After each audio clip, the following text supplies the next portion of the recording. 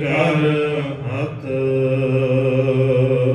ਸਤਨਾਮ ਵਾਹਿਗੁਰੂ ਸਾਹਿਬ ਜੀ। ਕਨ ਹਰ ਬੂੰਦ ਸੁਹਾਵਣੀ ਨੀਵੀਂ ਹੋਏ ਅਸ ਅਗਾਸੋਂ ਆਵੈ। ਆਪ ਗਵਾਏ ਸਮੁੰਦ ਵੇਖ ਸਿਪੈ ਦੇ ਮੂੰਹ ਵਿੱਚ ਸਮਾਵੈ। ਲੈਂਦੋ ਹੀ ਮੋਹਿ ਬੂੰਦ ਸਿੱਧ ਚੁਬੀ ਮਾਰ ਪਤਾਲ ਲੁਕਾਵੈ। ਵੜ ਕੱਢੈ ਮਰ ਜੀਵੜਾ ਪਰ ਕਾਰਜ ਨੋ ਆਪ ਫੜਾਵੈ। ਪਰਵਸ ਪਰ ਉਪਕਾਰ ਨੋ ਪਰ ਹੱਥ ਪੱਥਰ ਦੰਦ ਪਨਾਵੈ। ਭੁੱਲ ਅਭੁੱਲ ਅਮੁੱਲ ਦੇ ਮੋਤੀ ਦਾਨ ਨ ਪਛੋਤਾਵੈ। ਸਫਲ ਜਨਮ ਕੋਈ ਵਰਸਾਵੈ। ਸਫਲ ਜਨਮ ਕੋਈ ਵਰਸਾਵੈ। ਵਾਹਿਗੁਰੂ ਜੀ ਕਾ ਖਾਲਸਾ ਵਾਹਿਗੁਰੂ ਜੀ ਕੀ ਫਤਿਹ। ਪਰਮ ਸਨਮਾਨਯੋਗ ਹਾਜ਼ਰਾ ਹਜ਼ੂਰ ਜ਼ਾਹਰਾ ਜ਼ਹੂਰ ਸਰਬ ਕਲਾ ਭਰਪੂਰ ਸਮਰੱਥ ਸਤਿਗੁਰੂ ਦੀਨ ਦਇਆਲ ਸੁਆਮੀ ਹਾਲਤ ਪਲਤ ਕੀ ਰਖਿਅਕ ਕੋਟ ਬ੍ਰਹਮੰਡਾਂ ਦੇ ਮਾਲਕ ਦੀਨ ਦਇਆਲ ਸਤਿਗੁਰੂ ਸ਼ਬਦ ਗੁਰੂ ਧੰਨ ਧੰਨ ਸਾਹਿਬ ਗੁਰੂ ਗ੍ਰੰਥ ਸਾਹਿਬ ਮਹਾਰਾਜ ਸੱਚੇ ਪਾਤਸ਼ਾਹ ਜੀ ਦੀ ਪਾਵਨ ਮੁਬਾਰਕ ਹਜ਼ੂਰੀ ਦੇ ਅੰਦਰ ਰੋਜ਼ਾਨਾ ਦੀ ਤਰ੍ਹਾਂ ਸੰਧਿਆ ਵੇਲੇ ਦੇ ਦੀਵਾਨਾਂ ਦੀ ਹਾਜ਼ਰੀ ਕਰ ਰਹੇ ਭਾਗਾਂ ਵਾਲੇ ਸਤਸੰਗੀ ਜਨੋ ਵਡਭਾਗੇ ਹਾਂ ਜੋ ਸਾਹਿਬਾਂ ਦੀ ਦਇਆ ਰਹਿਮਤ ਦਾ ਸਦਕਾ ਪਾਵਨ ਗੋਦ ਦੇ ਅੰਦਰ ਜੁੜ ਕਰਕੇ ਗੁਰੂ ਪਿਆਰ ਵਾਲਿਆਂ ਪਾਸੋਂ ਸਾਹਿਬਾਂ ਦੀ ਅੰਮ੍ਰਿਤਮਈ ਬਾਣੀ ਦੇ ਕੀਰਤਨ ਦੇ ਨਾਲ ਸਾਂਝ ਬਣਾ ਰਹੇ ਸਾਂ। ਉਪਰੰਤ ਭਾਈ ਸਾਹਿਬ ਭਾਈ ਗੁਰਦਾਸ ਜੀ ਦੀਆਂ ਪਵਿੱਤਰ ਵਾਰਾਂ ਦੀ ਚੱਲ ਹੀ ਲੜੀਵਾਰ ਵਿਚਾਰ ਦੇ ਨਾਲ ਜੁੜਨ ਦਾ ਸੁਭਾਗ ਸਮਾਂ ਪ੍ਰਾਪਤ ਹੋਇਆ ਹੈ। ਇਸ ਲੜੀ ਦੇ ਤਹਿਤ ਪਿਛਲੇਰੇ ਦੀਵਾਨਾਂ ਦੇ ਅੰਦਰ ਚੌਥੀ ਵਾਰ ਦੀਆਂ 14 ਪੌੜੀਆਂ ਦੀ ਵਿਚਾਰ ਆਪ ਸੰਗਤਾਂ ਦੇ ਨਾਲ ਸਾਂਝੀ ਕੀਤੀ ਸੀ।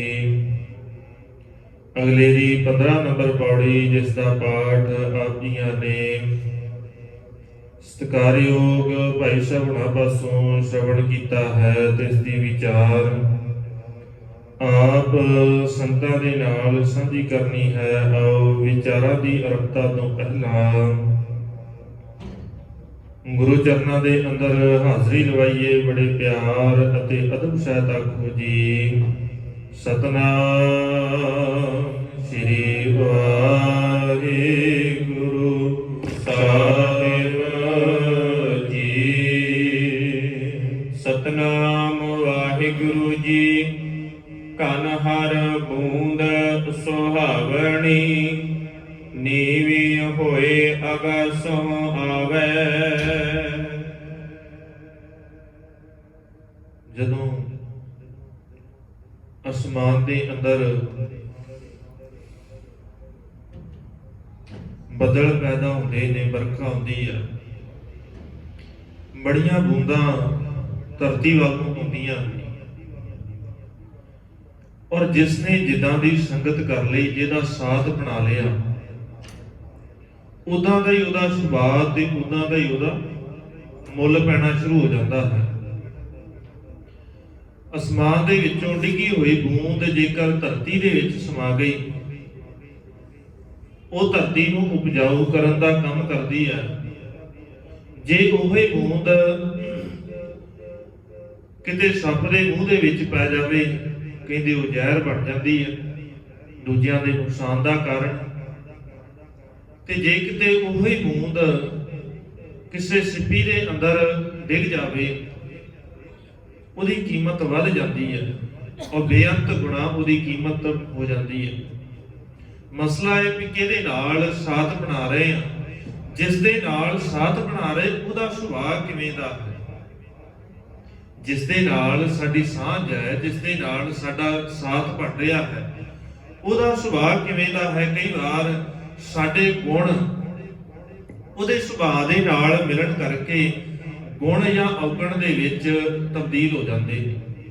ਸਾਡੇ ਚੰਗੇ ਗੁਣ ਵੀ ਕਈ ਵਾਰ ਕਿਸੇ ਮਾੜੇ ਦਾ ਸਾਥ ਦੇਣ ਕਰਕੇ ਉਹ ਔਗਣਾਂ ਦੇ ਵਿੱਚ ਤਬਦੀਲ ਹੋ ਜਾਂਦੇ ਨੇ।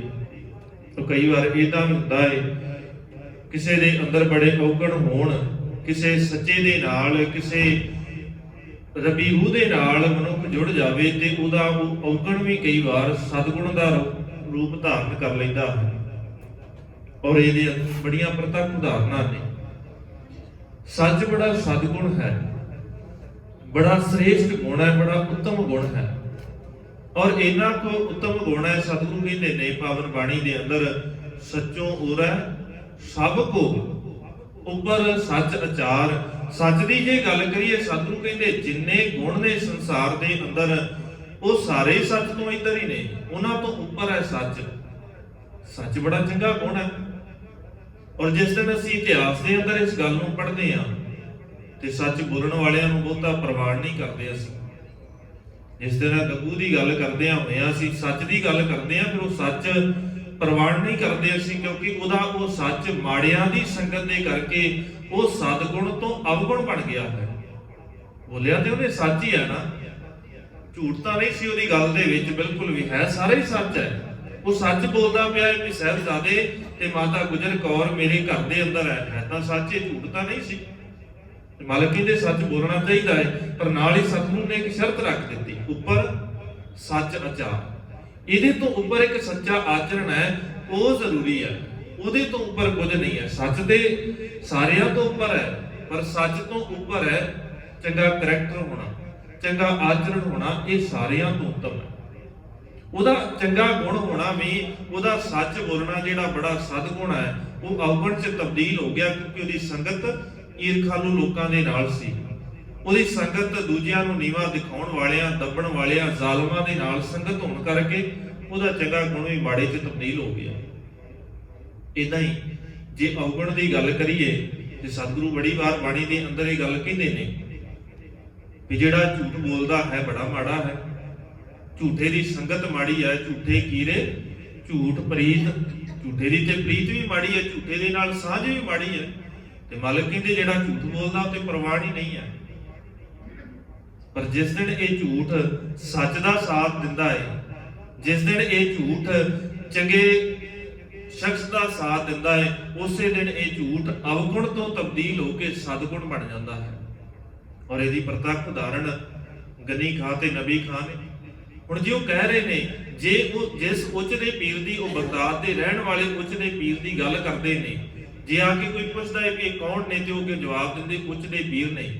ਹਾਲਾਂਕਿ ਕਲਗੀਧਰ ਪਾਤਸ਼ਾਹ ਉੱਚ ਦੇ ਪੀਰ ਨਹੀਂ ਆ, ਉੱਚ ਜਗ੍ਹਾ ਦਾ ਨਾਮ ਹੈ ਬਗਦਾਦ ਦੇ ਅੰਦਰ, ਜਿੱਥੇ ਬਹਾਉਦੀਨ ਦੇ ਚੇਲਿਆਂ ਨੂੰ ਉੱਥੇ ਉੱਚ ਦੇ ਪੀਰ ਕਿਹਾ ਜਾਂਦਾ ਹੈ। ਉਹਨਾਂ ਨੇ ਕਦੇ ਕੇਸ ਨਹੀਂ ਕਟਾਏ, ਉਹ ਇਦਾਂ ਦਾ ਹੀ ਸਿੰਪਲ ਪਹਿਰਾਵਾ, ਦਸਤਾਰਾਂ ਵੀ ਸਜਾਉਂਦੇ ਨੇ, ਅੱਜ ਵੀ ਹੈਗੇ ਨੇ, ਉਹ ਕੇਸਾਂ ਦੀ ਬੇਅਦਬੀ ਨਹੀਂ ਕਰਦੇ, ਉਹਨਾਂ ਨੂੰ ਉੱਚ ਦੇ ਪੀਰ ਕਿਹਾ ਜਾਂਦਾ। ਹੁਣ ਉਹ ਹੈ ਤਾਂ ਝੂਠ ਸੀ ਨਾ। ਸੱਚ ਤਾਂ ਇਹ ਸੀ ਵੀ ਕਲਗੀਧਰ ਪਾਤਸ਼ਾਹ ਨੇ, ਉਹ ਆਨੰਦਪੁਰ ਦੇ ਰਹਿਣ ਵਾਲੇ ਨੇ, ਆਨੰਦਪੁਰ ਦੇ ਪੀਰ ਤਾਂ ਕਿਹਾ ਜਾ ਸਕਦਾ ਸੀ, ਪਰ ਉੱਚ ਦੇ ਪੀਰ ਕਿਹਾ ਜਾ ਰਿਹਾ ਹੈ ਤਾਂ ਝੂਠ। ਪਰ ਸੰਗਤ ਕਿਹਦੀ ਹੈ? ਸੰਗਤ ਦੇ ਕਰਕੇ ਉਹ ਝੂਠ ਵੀ, ਉਹ ਅਵਗੁਣ ਵੀ ਸਤਿਗੁਣ ਬਣ ਗਿਆ। ਮਸਲਾ ਇਹ ਵੀ ਅਸੀਂ ਸਾਥ ਕਿਹਦਾ ਦੇ ਰਹੇ ਹਾਂ, ਕਿਹਦੇ ਕੋਲ ਜਾ ਕੇ ਖਲੋਤੇ ਆ। ਸੱਚ ਬੋਲਣ ਵਾਲੇ ਨੇ ਨਾ, ਸੱਚ ਹੀ ਬੋਲਿਆ ਸੀ ਹਰਭਗਤ ਨਿਰੰਜਨੀਏ ਨੇ, ਝੂਠ ਤਾਂ ਨਹੀਂ ਸੀ ਨਾ। ਉਹਨੇ ਇਹੀ ਕਿਹਾ ਸੀ ਨਾ ਵੀ ਇੱਕ ਤਾਰੂ ਸਿੰਘ ਰਹਿੰਦਾ ਹੈ ਪੁੱਲੇ ਪਿੰਡ ਦੇ ਅੰਦਰ, ਉਹ ਜੀ ਇਦਾਂ ਜਾ ਕੇ ਜਿਹੜੇ ਜੰਗਲਾਂ ਦੇ ਵਿੱਚ ਹਾਕਮ ਦੇ ਸਰਕਾਰ ਦੇ ਬਾਗੀ ਨੇ, ਉਹਨਾਂ ਨੂੰ ਪ੍ਰਸ਼ਾਦਾ ਪਾਣੀ ਲੰਗਰ ਛਕਾਉਂਦਾ ਹੈ। ਝੂਠ ਤਾਂ ਕੋਈ ਨਹੀਂ ਸੀ, ਇਹ ਤਾਂ ਸੱਚ ਹੈ। ਔਰ ਉਹ ਇਦਾਂ ਹੀ ਛਕਾਉਂਦੇ ਵੀ ਸੀ, ਸਾਰਾ ਕੁਝ ਹੀ ਦੇਉਂਦੇ ਸੀ ਆਪਣੇ ਜੋਗਾ ਰੱਖ ਕੇ। ਬਾਕੀ ਜਿੰਨੀ ਫਸਲ ਹੋਣੀ, ਜਿੰਨਾ ਅਨਾਜ ਘਰ ਦੇ ਅੰਦਰ ਆਉਣਾ, ਜਿੰਨਾ ਧਨ ਹੋਣਾ, ਸਾਰਾ ਉਹਨਾਂ ਨੂੰ ਦੇ ਆਉਣਾ ਆਪਣੇ ਜੋਗਾ ਰੱਖ ਕੇ। ਔਰ ਘੱਟ ਤੋਂ ਘੱਟ ਆਪਣੇ ਜੋਗਾ ਰੱਖਦੇ ਸੀ ਵੀ ਜਿਹਦੇ ਨਾਲ ਕੰਮ ਚੱਲ ਜਾਵੇ, ਬਸ ਇਹਨਾਂ ਕੋ ਰੱਖਦੇ ਸੀ। ਹੈ ਤਾਂ ਸੱਚ ਹੀ ਹੈ, ਝੂਠ ਤਾਂ ਨਹੀਂ ਸੀ, ਪਰ ਉਹ ਸੱਚ ਕਿਹਦੇ ਲਈ ਬੋਲਿਆ ਜਾ ਰਿਹਾ ਹੈ, ਉਹ ਸੱਚ ਬੋਲਣ ਦੇ ਪਿੱਛੇ ਭਾਵਨਾ ਕੀ ਹੈ, ਮਸਲਾ ਇਸ ਗੱਲ ਦਾ।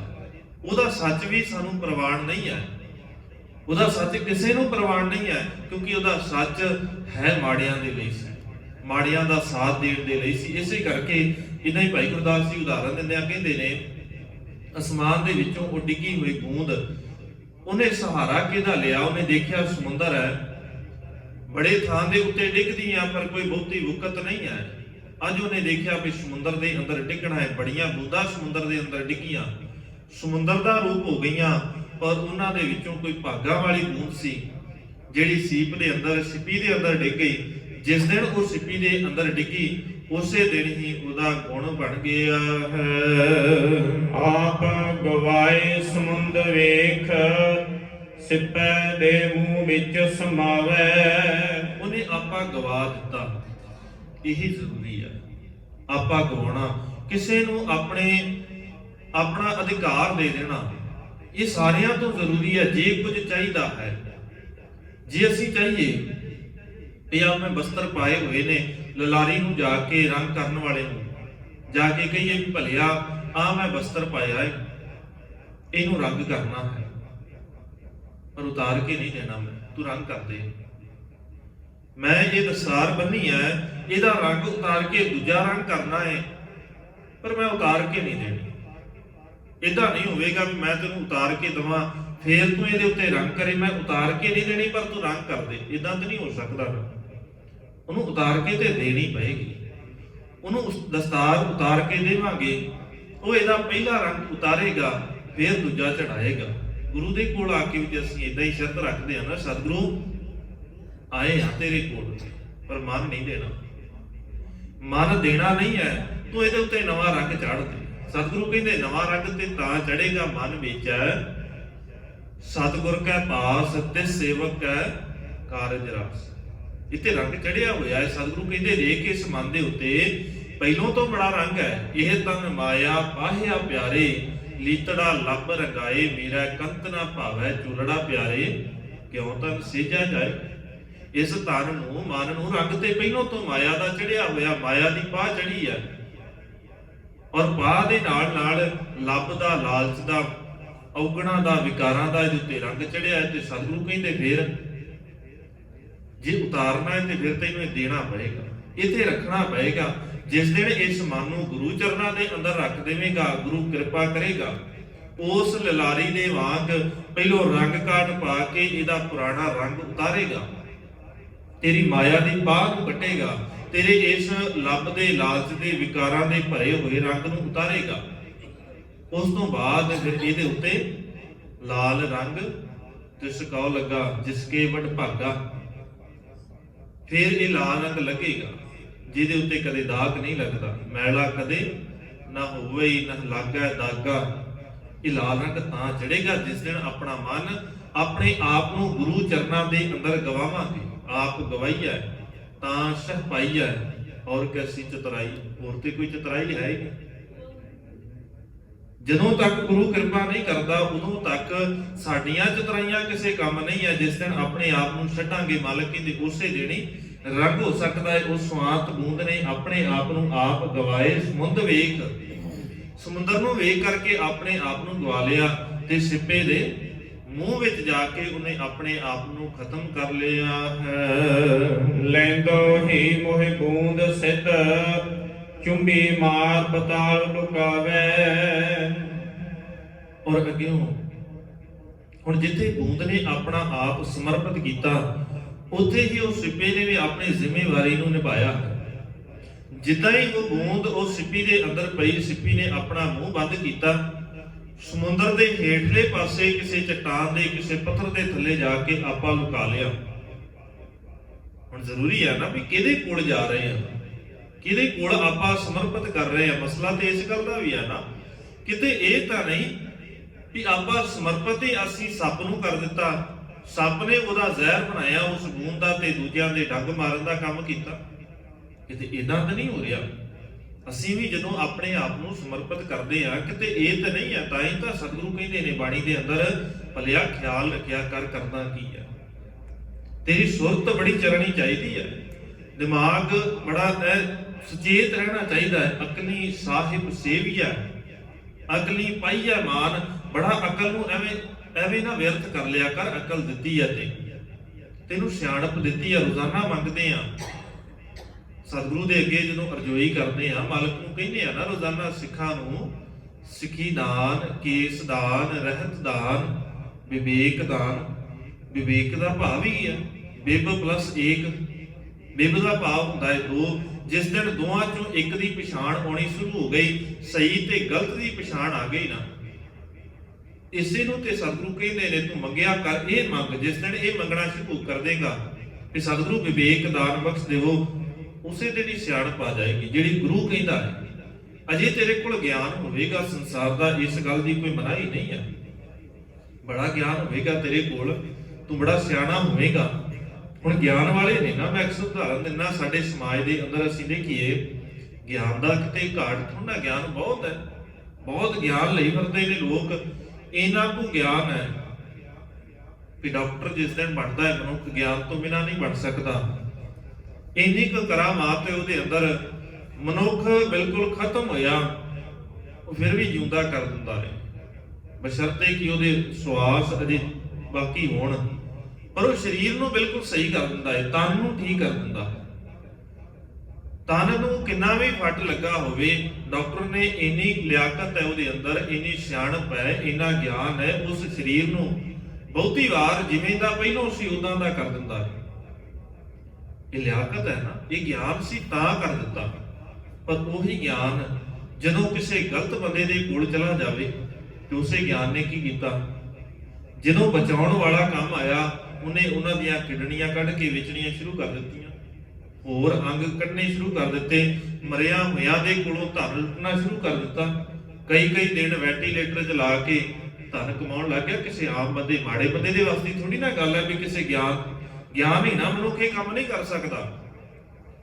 ਹੁਣ ਜੇ ਕੋਈ ਸਾਨੂੰ ਕਵੇ ਵੀ ਭਲਿਆ ਤੂੰ ਏਦਾਂ ਕਰ ਲੈ, ਤੇ ਸਾਨੂੰ ਕੀ ਪਤਾ ਲੱਗਣਾ? ਜਿਹਦੇ ਕੋਲ ਉਸ ਚੀਜ਼ ਦਾ ਗਿਆਨ ਹੈ, ਜਿੰਨਾ ਜ਼ਿਆਦਾ ਗਿਆਨ ਹੋਏਗਾ ਉਨਾ ਹੀ ਜ਼ਿਆਦਾ ਸੌਖੇ ਤਰੀਕੇ ਦੇ ਨਾਲ ਉਹ ਦੂਜੇ ਨੂੰ ਲੁੱਟ ਸਕਦਾ ਹੈ। ਤਾਂ ਗਿਆਨ ਦੀ ਗੱਲ ਹੈ, ਮਸਲਾ ਤੇ ਗਿਆਨ ਦਾ ਹੈ। ਜਿਸ ਦਿਨ ਕਿਸੇ ਸਿਆਣੇ ਨੇ ਬੰਬ ਬਣਾਉਣ ਦੀ ਤਕਨੀਕ ਨੂੰ ਬਣਾਇਆ, ਉਹਨੇ ਇਸ ਕਰਕੇ ਤੇ ਨਹੀਂ ਬਣਾਇਆ ਸੀ ਵੀ ਸੰਸਾਰ ਉਜਾੜ ਦਿੱਤਾ ਜਾਵੇ, ਸੰਸਾਰ ਨੂੰ ਤਬਾਹ ਕਰਨਾ ਇਹਦੇ ਨਾਲ ਤਾਂ ਬਣਾਉਣਾ ਹੈ। ਉਹਨੇ ਤੇ ਭਲੇ ਦੇ ਲਈ ਬਣਾਇਆ ਸੀ, ਪਰ ਮਸਲਾ ਇਹ ਕਿਹਦੇ ਹੱਥ ਦੇ ਵਿੱਚ ਲੱਗ ਗਿਆ, ਕਿਹਦੇ ਹੱਥ ਦੇ ਵਿੱਚ ਉਹ ਬੰਬ ਹੈ। ਮਸਲਾ ਇਸ ਗੱਲ ਦਾ ਹੈ ਤੇ ਚੰਗੀ ਚੀਜ਼ ਸੀ, ਮਾੜੀ ਨਹੀਂ ਸੀ, ਪਰ ਉਹਦੀ ਵਰਤੋਂ ਮਾੜੀ ਹੋ ਗਈ। ਚੰਗਾ ਹੈ ਨਾ, ਕਿਰਪਾਨ ਉਹੀ ਹੈ, ਪਰ ਇੱਕ ਦੇ ਹੱਥ ਦੇ ਵਿੱਚ ਫੜੀ ਹੋਈ ਉਹ ਕਿਰਪਾਨ ਹੈ, ਦੂਜੇ ਦੇ ਹੱਥ ਦੇ ਵਿੱਚ ਫੜੀ ਹੋਈ ਉਹ ਤਲਵਾਰ ਹੈ। ਲੋਹਾ ਉਹ ਜਿਹਾ ਹੀ ਹੈ, ਬਣਾਵਟ ਉਹ ਜੀ ਹੈ, ਸਾਰਾ ਕੁਝ ਉਹਦਾ ਦਾ ਹੈ, ਪਰ ਇੱਕ ਦੇ ਹੱਥ ਦੇ ਵਿੱਚ ਫੜੀ ਹੋਈ ਕਿਰਪਾ ਦੀ ਬਖਸ਼ਿਸ਼ ਕਰਦੀ ਹੈ, ਦੂਜੇ ਦੇ ਹੱਥ ਦੇ ਵਿੱਚ ਫੜੀ ਹੋਈ ਉਹ ਨੀਵਿਆਂ ਨੂੰ ਦੱਬਦੀ ਹੈ। ਤਲਬ ਦਾ ਭਾਵ ਨੀਵੇਂ, ਜਿਹਦੇ ਵਾਸਤੇ ਨੀਵੇਂ ਦੁਸ਼ਮਣ ਹੋ ਜਾਣ। ਆਰ ਦਾ ਨੀਵਿਆਂ ਦੀ ਦੁਸ਼ਮਣ, ਆਰ ਦਾ ਭਾਵ ਹੁੰਦਾ ਹੈ ਦੁਸ਼ਮਣ। ਜਿਹਦੇ ਵਾਸਤੇ ਨੀਵੇਂ ਦੁਸ਼ਮਣ ਹੋ ਜਾਣ, ਜਾਂ ਜਿਹੜਾ ਨੀਵਿਆਂ ਦਾ ਦੁਸ਼ਮਣ ਬਣ ਜਾਵੇ, ਇੱਕ ਦੇ ਹੱਥ ਦੇ ਵਿੱਚ ਫੜੀ ਉਹ ਤਲਵਾਰ ਬਣ ਜਾਂਦੀ ਹੈ। ਤਾਂ ਉਹੀ ਨਾ, ਇੱਕ ਪਾਸੇ ਕਲਗੀਧਰ ਪਾਤਸ਼ਾਹ ਦੇ ਹੱਥ ਦੇ ਵਿੱਚ ਹੈ, ਦੂਜੇ ਪਾਸੇ ਪਹਾੜੀ ਰਾਜਿਆਂ ਤੇ ਔਰੰਗਜ਼ੇਬ ਦੇ ਹੱਥ ਦੇ ਵਿੱਚ ਹੈ। ਉਹ ਜੀ ਬਣਾਵਟ ਉਹ ਜੀ ਹੈ, ਸਾਰਾ ਕੁਝ ਉਦਾਂ ਦਾ ਹੈ, ਪਰ ਮਸਲਾ ਹੈ ਵੀ ਹੈ ਕਿਹਦੇ ਕੋਲ। ਜਿਹਦੇ ਕੋਲ ਹੈ ਉਹਦੀ ਭਾਵਨਾ ਕਿਹੋ ਜੀ ਹੈ। ਤਾਂ ਹੀ ਸਤਿਗੁਰੂ ਕਹਿੰਦੇ ਨੇ ਭਲਿਆ ਸੇ ਸੰਜੋਗ ਕਰੋ ਮੇਰੇ ਪਿਆਰੇ, ਜਿਤ ਰਸਨਾ ਹਰ ਨਾਮ ਉਚਾਰੇ। ਉਹ ਸੰਜੋਗ ਕਰਿਆ ਕਰ, ਉੱਥੇ ਸਾਥ ਬਣਾਇਆ ਕਰ ਜਿੱਥੇ ਰੱਬ ਦੀ ਗੱਲ ਚੇਤਾ ਆਵੇ। ਕਿਤੇ ਇਹ ਨਾ ਹੋਵੇ ਸਾਥ ਉਹ ਜਿਹਾ ਦਾ ਬਣਾ ਲਵੇ ਜਿਨ੍ਹਾਂ ਨਾਲ ਮਿਲਣ ਕਰਕੇ ਸਿਰਫ ਤੇਰੇ ਅੰਦਰ ਔਗਣ ਹੀ ਪੈਦਾ ਹੋਣ। ਕਿਉਂਕਿ ਜਿੱਥੇ ਝੂਠੇ ਹੋਣਗੇ ਉਹਨਾਂ ਨੂੰ ਸੱਚ ਨਹੀਂ ਚੰਗਾ ਲੱਗਣਾ, ਉਹਨਾਂ ਨੂੰ ਝੂਠ ਹੀ ਚੰਗਾ ਲੱਗਣਾ ਹੈ। ਤੂੰ ਉਹਨਾਂ ਦੇ ਕੋਲ ਨਾ ਬੈਠਿਆ ਕਰ, ਐਵੇਂ ਉਹਨਾਂ ਦੇ ਕੋਲ ਸੱਚ ਬੋਲੇਗਾ ਤੇ ਕਿਤੇ ਇਹ ਨਾ ਹੋਵੇ ਚਰਾਏ 'ਚ ਖੜ ਕੇ ਤੈਨੂੰ ਪੱਥਰ ਮਾਰ ਕੇ ਮਾਰ ਦੇਣ, ਤੂੰ ਸੱਚ ਨਾ ਸੁਣਾ ਦੇਵੀਂ ਉਹਨਾਂ ਨੂੰ ਸੁਣਾਏਗਾ ਸੱਚ ਤੇ ਹੋ ਸਕਦਾ ਤੇਰੇ ਨਾਲ, ਜਾਂ ਤੇ ਫਿਰ ਆਪਣੇ ਆਪ ਨੂੰ ਇੰਨਾ ਕੁ ਤਿਆਰ ਕਰ ਲੈ ਕਿ ਹੁਣ ਪਰਵਾਹ ਨਹੀਂ ਹੈ ਵੀ ਕੌਣ ਕੀ ਕਰੇਗਾ। ਸਾਥ ਚੰਗੇ ਦਾ ਬਣਾ, ਮਾਲਕ ਕਹਿੰਦੇ ਫਿਰ ਉਹਦਾ ਸਾਥ ਬਣਾਇਆ, ਉਸ ਸਿੱਪੀ ਦੇ ਵਿੱਚ ਜਦੋਂ ਬੂੰਦ ਪਈ, ਉਹਨੂੰ ਪਤਾ ਸੀ ਵੀ ਜਿਹੜਾ ਸਾਥ ਬਣਾਇਆ ਜਾ ਰਿਹਾ ਨਾ, ਇਹਨੇ ਜ਼ਿੰਮੇਵਾਰੀ ਨਿਭਾਉਣੀ ਹੈ। ਔਰ ਇੰਨੀ ਕੁ ਜ਼ਿੰਮੇਵਾਰੀ ਨਿਭਾਈ, ਉਹ ਸਿੱਪੀ ਨੇ ਆਪਣਾ ਮੂੰਹ ਬੰਦ ਕੀਤਾ। ਉਸੇ ਵੇਲੇ ਸਮੁੰਦਰ ਦੇ ਹੇਠਲੇ ਤਲ ਦੇ ਉੱਤੇ ਜਾ ਕੇ ਆਪਣੇ ਆਪ ਨੂੰ ਪੱਥਰ ਦੇ ਥੱਲੇ, ਚਟਾਨ ਦੇ ਥੱਲੇ ਲੁਕਾ ਲਿਆ ਹੈ। ਵੜ ਕੱਢੈ ਮੈਂ ਜੀਵਨ ਪਰ ਕਾਰਜ ਨੂੰ ਆਪ ਫੜਾਵੇ। ਫਿਰ ਮਰ ਜੀਵੜਾ ਲਫ਼ਜ਼ ਅਸਲ ਦੇ ਵਿੱਚ ਹੈ ਹੀ ਉਹਨਾਂ ਵਾਸਤੇ ਜਿਹੜੇ ਸਮੁੰਦਰ ਦੇ ਵਿੱਚ ਡੂੰਘੇ ਤਲ ਦੇ ਉੱਤੇ ਜਾ ਕੇ ਡੁਬਕੀ ਮਾਰ ਕੇ ਤੇ ਉਹ ਮੋਤੀ ਨੂੰ ਕੱਢ ਕੇ ਲਿਆਉਂਦੇ। ਮਰਜੀਵੜਾ ਸ਼ਬਦ ਉਹਨਾਂ ਵਾਸਤੇ ਹੀ ਹੈ। ਤਾਂ ਹੀ ਸਤਿਗੁਰੂ ਨੇ ਵੀ ਇਹ ਲਫ਼ਜ਼ ਸਾਡੇ ਇਤਿਹਾਸ ਦੇ ਅੰਦਰ ਬੜੀ ਵਾਰ ਇਹ ਲਫ਼ਜ਼ ਵਰਤਿਆ ਜਾਂਦਾ ਹੈ, ਮਰਜੀਵੜੇ ਗੁਰੂ ਕੇ ਪਿਆਰੇ, ਜਿਨ੍ਹਾਂ ਨੇ ਆਪਣੇ ਜੀਣ ਦੀ ਆਸ ਨੂੰ ਛੱਡ ਦਿੱਤਾ ਵੀ ਕੋਈ ਗੱਲ ਨਹੀਂ ਹੈ। ਕਿਉਂਕਿ ਜਿਹੜਾ ਸਮੁੰਦਰ ਦੇ ਹੇਠਲੇ ਪਾਸੇ ਜਾ ਰਿਹਾ ਨਾ, ਉਹ ਸਾਰਾ ਕੁਝ ਭੁੱਲ ਕੇ ਜਾ ਰਿਹਾ, ਪਤਾ ਨਹੀਂ ਮੁੜਨਾ ਹੈ ਕਿ ਨਹੀਂ ਹੈ। ਅੱਜ ਕੱਲ ਤਾਂ ਟੈਕਨੀਕ ਹੈ, ਸਾਰਾ ਕੁਝ ਚੰਗਾ ਹੈ ਤਾਂ ਕਰਕੇ ਉਹਨਾਂ ਖਤਰਾ ਨਹੀਂ ਹੈ, ਪਰ ਪਹਿਲਾਂ ਇੰਨਾ ਕੁਝ ਨਹੀਂ ਹੈ ਨਾ, ਇੰਨਾ ਕੁਝ ਨਹੀਂ ਸੀ ਪਹਿਲਾਂ। ਥੱਲੇ ਜਾ ਰਹੇ, ਪਤਾ ਨਹੀਂ ਥੱਲੇ ਜਾ ਕੇ ਸਾਫ਼ ਆਉਣਾ ਹੈ ਕਿ ਨਹੀਂ ਆਉਣਾ, ਕਿਵੇਂ ਦੇ ਹਾਲਾਤ ਹੋਣੇ ਨੇ ਉੱਥੇ। ਕੋਈ ਜਾਨਵਰ ਆ ਕੇ ਸਮੁੰਦਰੀ ਖਾ ਜਾਏਗਾ, ਕੋਈ ਐਸਾ ਜ਼ਹਿਰੀਲਾ ਕੀੜਾ ਆ ਜਾਏ, ਸੱਪ ਆ ਜਾਏ, ਮੌਤ ਹੋ ਜਾਏਗੀ ਉੱਥੇ। ਤਾਂ ਹੀ ਉਹਨਾਂ ਨੂੰ ਮਰ ਜੀਵੜੇ ਕਿਹਾ ਜਾਂਦਾ ਸੀ ਵੀ ਜਿਹੜੇ ਮਰੇ ਹੋਏ ਨੇ ਆਪਣੇ ਆਪ ਨੂੰ ਮਾਰ ਕੇ ਫਿਰ ਜਿਉਂਦੇ ਹੋ ਕੇ ਬਾਹਰ ਆ ਜਾਂਦੇ ਨੇ। ਜਦੋਂ ਜਾਂਦੇ ਨੇ ਉਦੋਂ ਸੋਚ ਕੇ ਜਾਂਦੇ ਨੇ ਵੀ ਮੁੜਨਾ ਔਖਾ ਹੈ, ਜਿਹੜਾ ਇਹਨਾਂ ਹੇਠਾਂ ਜਾ ਰਿਹਾ ਹੈ। ਤੇ ਮਾਲਕ ਕਹਿੰਦੇ ਫਿਰ ਉਹ ਇਦਾਂ ਦਾ ਕੋਈ ਮਰ ਜੀਵੜਾ ਆਪਣੇ ਆਪ ਨੂੰ ਗਵਾ ਕੇ, ਆਪਣੇ ਆਪ ਨੂੰ ਖਤਮ ਕਰਕੇ, ਉਹ ਸਭ ਤੋਂ ਥੱਲੇ ਜਾ ਕੇ ਤਲ ਦੇ ਉੱਤੇ ਉਸ ਸਿੱਪੀ ਨੂੰ ਕੱਢ ਕੇ ਲਿਆਉਂਦਾ ਹੈ। ਜਿਹੜਾ ਇਦਾਂ ਦਾ ਸਿਆਣਾ ਉਹ ਖੋਜ ਕਰਕੇ ਲਿਆਉਂਦਾ ਹੈ। ਜਿਨ੍ਹਾਂ ਨੇ ਖੋਜ ਕਰਨੀ ਹੁੰਦੀ ਉਹ ਫਿਰ ਕਰਦੇ ਨੇ, ਜਿਨ੍ਹਾਂ ਨੂੰ ਸਮਝ ਆ ਜਾਂਦੀ ਹੈ ਕਿ ਸੱਚ ਕਿੱਥੇ ਲੱਭਣਾ ਹੈ, ਫਿਰ ਉਹ ਸਾਰਾ ਕੁਝ ਛੱਡ ਕੇ, ਭਾਈ ਲਾਂਗਾ ਸਿੰਘ ਵਾਂਗ ਸਾਰਾ ਕੁਝ ਹੀ ਛੱਡ ਕੇ ਵੀ ਗੁਰੂ ਦੇ ਕੋਲ ਆ ਜਾਂਦੇ ਨੇ। ਪਤਾ ਹੈ ਵੀ ਇੱਥੇ ਕੁਝ ਹੈਗਾ ਹੈ, ਇੱਥੋਂ ਹੀ ਕੁਝ ਮਿਲ ਸਕਦਾ ਹੈ, ਹੋਰ ਕਿਤੇ ਜਾਣ ਦੀ ਲੋੜ ਨਹੀਂ ਹੈ। ਆਪਣਾ ਆਪ ਦਾਅ ਦੇ ਉੱਤੇ ਲਾ ਕੇ ਵੀ ਜੇ ਕਿਸੇ ਨੂੰ ਪਤਾ ਲੱਗ ਗਿਆ ਨਾ ਵੀ ਇੱਥੋਂ ਨਿਕਲਣ ਲੱਗਿਆ ਇਹ ਮੈਨੂੰ ਖਤਮ ਕਰ ਦੇਣਗੇ, ਬੜਾ ਔਖਾ ਕੰਮ ਹੈ। ਪਰ ਫਿਰ ਵੀ ਬਿਨਾਂ ਕਿਸੇ ਡਰ ਤੋਂ ਸਤਿਗੁਰੂ ਦੀ ਸ਼ਰਨ ਦੇ ਵਿੱਚ ਉਹ ਪਹੁੰਚ ਜਾਂਦੇ ਨੇ। ਜਿਨ੍ਹਾਂ ਦੇ ਉੱਤੇ ਗੁਰੂ ਬਖਸ਼ਿਸ਼ ਕਰ ਦੇਵੇ, ਜਿਨ੍ਹਾਂ ਦੇ ਹਿਰਦੇ ਦੇ ਅੰਦਰ ਉਹ ਡੂੰਘਾ ਪਿਆ ਸੱਚ ਪ੍ਰਗਟ ਹੋ ਜਾਵੇ, ਜਿਨ੍ਹਾਂ ਦੇ ਹਿਰਦੇ ਦੇ ਅੰਦਰੋਂ ਉਹ ਸੱਚ ਦੀ ਬਾਤ, ਗੁਰੂ ਦਾ ਪਿਆਰ ਪ੍ਰਗਟ ਹੋ ਜਾਵੇ, ਉਹਨਾਂ ਦੇ ਹਿਰਦੇ ਸੱਚਮੁੱਚ ਹੀ ਬੜੇ ਸੁਖਾਲੇ ਹੋ ਜਾਂਦੇ ਨੇ। ਔਰ ਮਰਜੀਵੜਿਆਂ ਦਾ ਹੀ ਕੰਮ ਹੈ ਕਿ ਆਪਣੇ ਆਪ ਨੂੰ ਦਾਅ ਦੇ ਉੱਤੇ ਲਾ ਕੇ ਸ਼ਹਿਰ ਬਲਦੇ ਹੋਏ ਨੂੰ ਇਕੱਲੇ ਜਾ ਕੇ ਅੱਗ ਬੁਝਾਉਣ ਲੱਗ ਜਾਣਾ ਪਾਣੀ ਦੇ ਨਾਲ। ਲਾਹੌਰ ਸ਼ਹਿਰ ਬਲਦਾ ਸੀ ਔਰ ਬਾਬਰ ਦਾ ਹੁਕਮ ਸੀ ਵੀ ਕੋਈ ਵੀ ਇਸ ਅੱਗ ਨੂੰ ਬੁਝਾਏਗਾ ਨਹੀਂ, ਜਿਹੜਾ ਬੁਝਾਏਗਾ ਉਹਦੀ ਵੀ ਹਾਲਤ ਇਦਾਂ ਦੀ ਕਰ ਦਿੱਤੀ ਜਾਏਗੀ। ਪਰ ਫਿਰ ਵੀ ਗੁਰੂ ਦੇ ਕੋਲੋਂ ਸਿੱਖਿਆ ਲੈਣ ਤੋਂ ਬਾਅਦ ਭਾਈ ਤਾਰੂ ਟੋਪੜ ਉੱਥੇ ਪਹੁੰਚਦਾ, ਪਰਵਾਹ ਨਹੀਂ ਹੈ, ਆਪਣੇ ਆਪ ਨੂੰ ਖਤਮ ਕਰ ਚੁੱਕਿਆ। ਗੁਰੂ ਨੇ ਕਹਿ ਦਿੱਤਾ ਹੈ 12 ਕੁ ਸਾਲ ਦੀ ਉਮਰ ਹੈ। ਮਸਲਾ ਨਹੀਂ ਹੈ ਵੀ ਲੋਕ ਕੀ ਕਹਿੰਦੇ ਨੇ, ਮਸਲਾ ਇਹ ਨਹੀਂ ਵੀ ਹਾਕਮ ਨੇ ਕੀ ਕਿਹਾ ਹੈ, ਮਸਲਾ ਸਿਰਫ ਇਹਨਾਂ ਹੈ ਕਿ ਮੇਰੇ ਗੁਰੂ ਨੇ ਕੀ ਕਿਹਾ। ਹੁਕਮ ਗੁਰੂ ਦਾ ਮੰਨਣਾ ਹੈ। ਤੇਰੇ ਵਰਗੇ ਬੜੇ ਜ਼ਾਲਮ ਹੋਣਗੇ ਜਿਹੜੇ ਹੁਕਮ ਸੁਣਾਉਣ ਦੀ ਗੱਲ ਕਰਨਗੇ, ਪਰ ਆਪਣੇ ਆਪ ਨੂੰ ਖਤਮ ਇਹਨਾਂ ਨੂੰ ਕਰ ਲਿਆ ਹੈ ਕਿ ਹੁਣ ਕੋਈ ਗੱਲ ਨਹੀਂ ਹੈ। ਉਹ ਬਲਦੀ ਹੋਈ ਅੱਗ ਨੂੰ ਬੁਝਾਇਆ। ਔਰ ਇੱਕ ਉਹ ਦਿਨ ਸੀ ਜਿਸ ਦਿਨ ਅਸੀਂ ਅੱਗਾਂ ਬੁਝਾਉਣ ਦਾ ਕੰਮ ਕਰਦੇ ਸੀ। ਉਹ ਹਾਲਾਤ ਇਵੇਂ ਦੇ ਬਣ ਗਏ, ਉਹ ਅੱਗਾਂ ਬੁਝਾਉਣ ਵਾਲਿਆਂ ਨੂੰ ਉਹਨਾਂ ਹੀ ਅੱਗਾਂ ਦੇ ਵਿੱਚ ਸੁੱਟਿਆ ਗਿਆ। ਇਹ ਸ਼ੁਰੂਆਤ ਤੋਂ ਦਸਤੂਰ ਹੈ। ਤੁਸੀਂ ਕਿੰਨੀ ਅੱਗ ਬੁਝਾਈ ਹੈ ਇਸ ਗੱਲ ਦੇ ਨਾਲ ਕੋਈ ਫਰਕ ਨਹੀਂ ਪੈਂਦਾ ਕਿਸੇ ਨੂੰ, ਪਰ ਜਿਸ ਦਿਨ ਅਗਲਿਆਂ ਨੂੰ ਲੋੜ ਪਈ ਜਾਂ ਉਹਨਾਂ ਨੂੰ ਠੀਕ ਨਹੀਂ ਲੱਗਾ ਤੁਹਾਡਾ ਅੱਗ ਬੁਝਾਉਣਾ, ਉਹ ਤੁਹਾਨੂੰ ਵੀ ਅੱਗ 'ਚ ਬਾਲ ਦੇਣਗੇ। ਭਾਵੇਂ ਤਾਰੂ ਟੋਪੜ ਦੀ ਗੱਲ ਹੋਵੇ, ਸਾਡੀ ਸ਼ੁਰੂਆਤ ਹੀ ਇਦਾਂ ਹੀ ਹੋਈ ਹੈ। ਸਾਡੀ ਹੋਂਦ ਹੀ ਇਹਨਾਂ ਚੀਜ਼ਾਂ ਦੇ ਵਿੱਚੋਂ ਪ੍ਰਗਟ ਹੁੰਦੀ ਹੈ। ਇਸ ਕਰਕੇ ਸਾਡੇ ਸਿਧਾਂਤ ਦੇ ਵਿੱਚ ਹੈ ਔਰ ਉਸੇ ਨੂੰ ਇਹਨਾਂ ਨੇ ਦੁਹਰਾਇਆ। ਉਸ ਦਿਨ ਵੀ ਇਹੀ ਗੱਲ ਸੀ ਨਾ ਵੀ ਅੱਗ ਬੁਝਾ ਰਿਹਾ ਹੈ ਭਾਈ ਤਾਰੂ ਟੋਪੜ, ਆਪਣੇ ਘਰ ਦੀ ਅੱਗ ਨਹੀਂ ਬੁਝਾ ਰਿਹਾ। ਉਹਦਾ ਘਰ ਲਾਹੌਰ ਸ਼ਹਿਰ ਦੇ ਅੰਦਰ ਨਹੀਂ ਹੈ, ਸਾਰਾ ਵੀ ਸੜ ਜਾਵੇ ਤਾਂ ਵੀ ਉਹਦੇ ਘਰ ਤੱਕ ਅੱਗ ਨਹੀਂ ਪਹੁੰਚਣੀ। ਉਹ ਬਾਹਰ ਪਿੰਡਾਂ ਦੇ ਵਿੱਚ ਰਹਿੰਦਾ ਹੈ।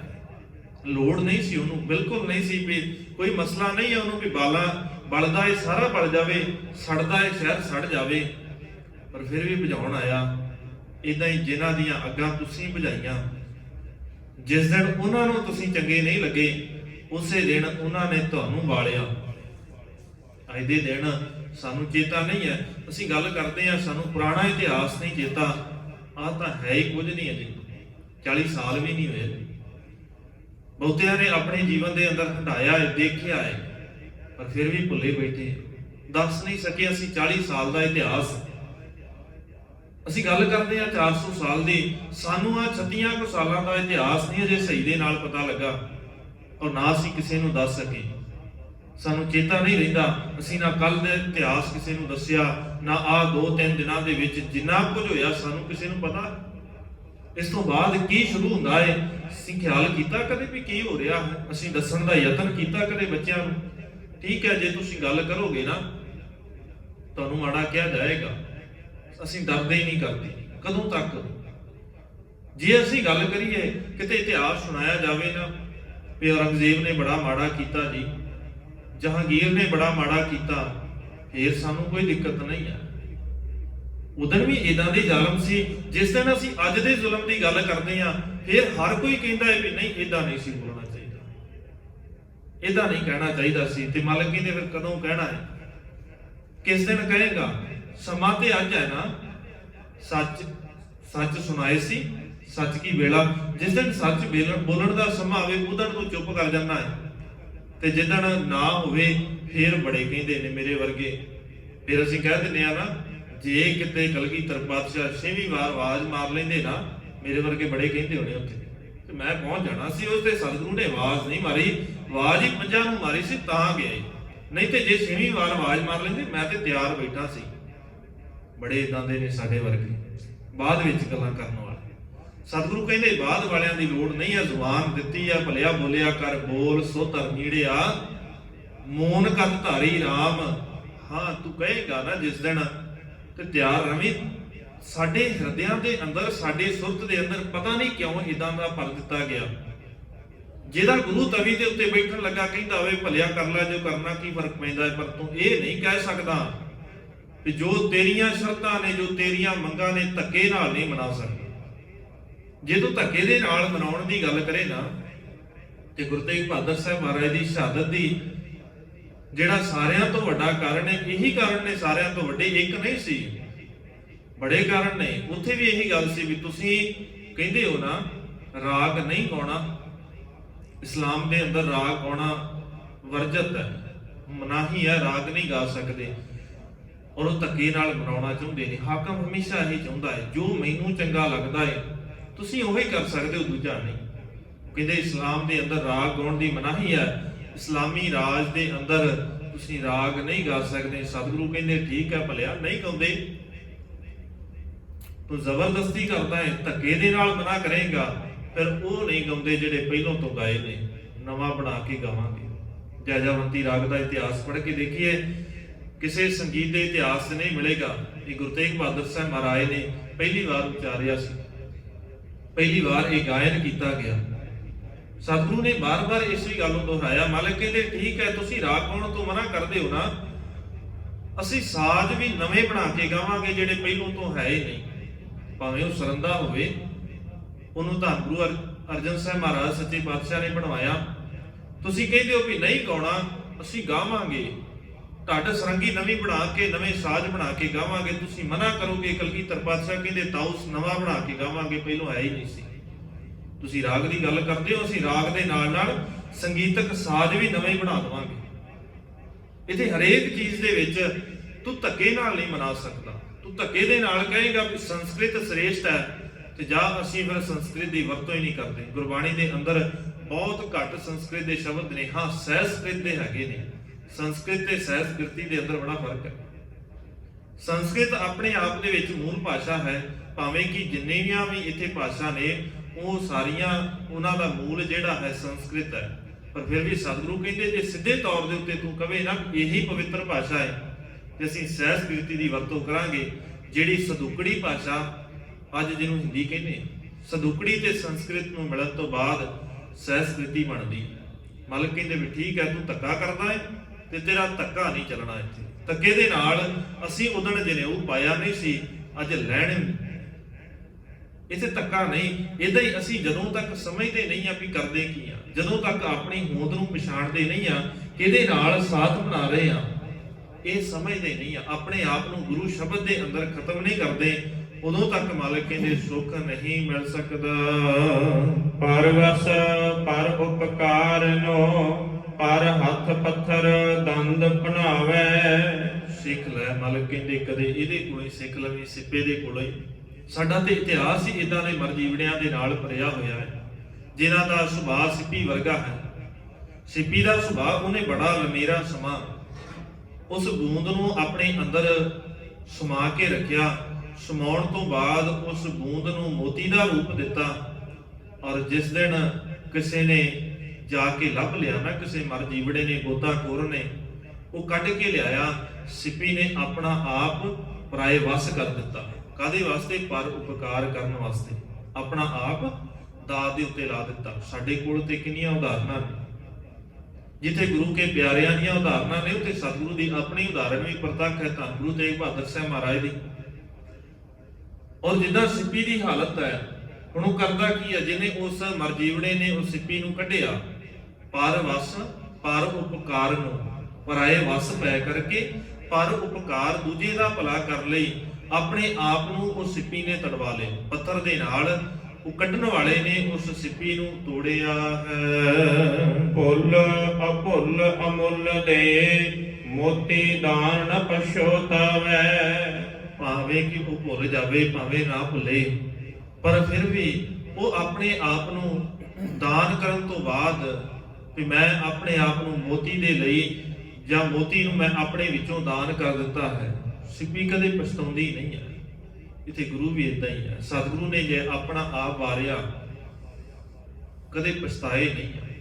ਜੇ ਮਾਲਕ ਨੇ 9 ਸਾਲ ਦੀ ਉਮਰ ਦੇ ਵਿੱਚ ਆਪਣੇ ਪਿਤਾ ਨੂੰ ਤੋਰਿਆ, ਸਾਰੀ ਜ਼ਿੰਦਗੀ ਕਦੇ ਇਹ ਨਹੀਂ ਕਿਹਾ ਵੀ ਸਿੱਖੋ ਤੁਹਾਡੇ ਲਈ, ਜਾਂ ਦੂਜਿਆਂ ਨੂੰ ਕਿਹਾ ਹੋਵੇ ਮੈਂ ਤੁਹਾਡੇ ਲਈ ਆਹ ਦੇਖੋ ਸਨਾਤਨੀ ਵੀਰੋ, ਮੈਂ ਤੁਹਾਡੇ ਲਈ ਆਪਣਾ ਬਾਪ ਵਾਰਿਆ, ਤੁਸੀਂ ਕਦਰ ਨਹੀਂ ਪਾਉਂਦੇ। ਮਾਲਕ ਨੇ ਕਦੇ ਇਸ ਗੱਲ ਦਾ ਉਲਾਮਾ ਨਹੀਂ ਦਿੱਤਾ। ਇਤਿਹਾਸ ਦੇ ਅੰਦਰ ਕਦੇ ਇਸ ਗੱਲ ਦਾ ਜ਼ਿਕਰ ਨਹੀਂ ਹੁੰਦਾ ਕਿ ਕਲਗੀਧਰ ਪਾਤਸ਼ਾਹ ਨੇ ਕਦੇ ਪਹਾੜੀ ਰਾਜਿਆਂ ਨੂੰ ਮਿਹਣਾ ਦਿੱਤਾ ਹੋਵੇ, ਭਲੇ ਤੁਸੀਂ ਮੇਰੇ ਖਿਲਾਫ ਚੜ ਕੇ ਆਉਂਦੇ ਹੋ, ਉਸ ਦਿਨ ਤੁਸੀਂ ਤਰਲੇ ਮਾਰਨ ਆਏ ਸੀ ਤੇ ਮੈਂ ਆਪਣਾ ਬਾਪ ਤੋੜ ਦਿੱਤਾ, ਮੈਂ ਪਰਵਾਹ ਨਹੀਂ ਕੀਤੀ।